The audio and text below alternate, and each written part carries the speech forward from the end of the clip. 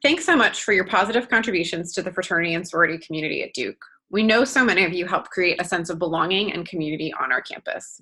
As you welcome new members into your group this semester, we want to make sure you're aware of university policies on hazing, how to intervene if something is happening, and the broader long-term impacts of hazing. Let's clearly define hazing so we're all using the same language. First and foremost, hazing is a form of abusive relationship. Every person with whom we have regular interactions is someone we have some kind of relationship with. And in a pledging process where hazing is happening, it is building an abusive relationship. Hazing also builds relationships for new members and the organization based on fear, not trust or belief in the members of the group. Hazing also often serves to just reinforce the existing systems of power and privilege, whether this is gender, race, ethnicity, socioeconomic status, sexual orientation, ability, or any other system. Power dynamics are used in hazing to build power over in a similar way that power is maintained in these other systems. If you are concerned about the way systems of oppression are maintained in our world, it's important to examine hazing practices too.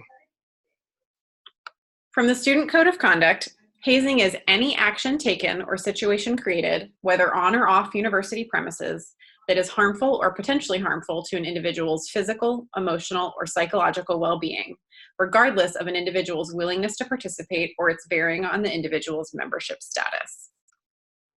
At Duke, hazing is categorized into 3 levels. All of these are potentially harmful, but the severity and frequency of the specific act varies across these levels. Examples of these include waking up new members in the middle of the night, embarrassing new members in front of others on purpose, road trips, being forced to buy items for current members, being required to use Find My Friends on your phone to be tracked and limit freedom of movement, not being allowed to talk to certain people, or controlling and taking away the personal property of new members. Not only is hazing a violation of the Duke Code of Conduct and illegal, but there are also so many really harmful and unintended consequences of hazing. The mental consequences can be really severe and unseen by you, such as PTSD. Haze members will now have a fear-based response to the group. New members generally don't respect hazers and are often long time afterwards. Academic impact, which is why we're all here, and physical injury, and this is sometimes really serious. Hazing can also have mental consequences for the hazers. There is a significant national case about a student who was negatively impacted by being forced to haze new members, and then he took his own life. Newer research has also shown a correlation of hazing practices with sexual assault and abusive relationships. Groups that have a higher prevalence of hazing behaviors also have a higher number of Title IX or sexual assault cases with their members. As with many power-based issues, the impact is even more severe when we consider the intersectionality of identities for underrepresented groups. Also, members who are in abusive situations may be less likely to come to you or come forward to report sexual assault or relationship abuse happening to them because they believe the chapter would support the negative behavior they're experiencing.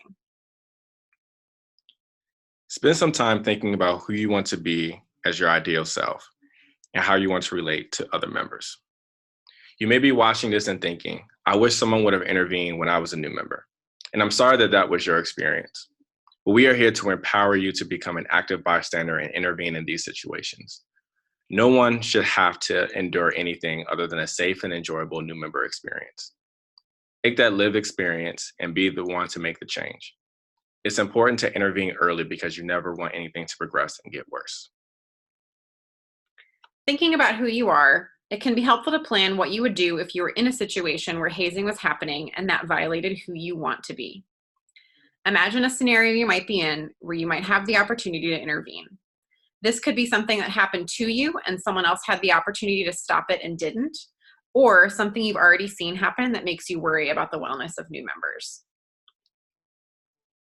Imagine for yourself what makes it difficult to respond in this situation. You don't know what to say or how to start.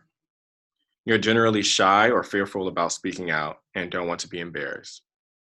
You're afraid other members will turn on you, make fun of you, or ostracize you. You don't want to upset your friends and worry about the damaging relationships with them. It's been a long-standing tradition, and it just feels overwhelming to think about changing it. You think someone else will take care of it.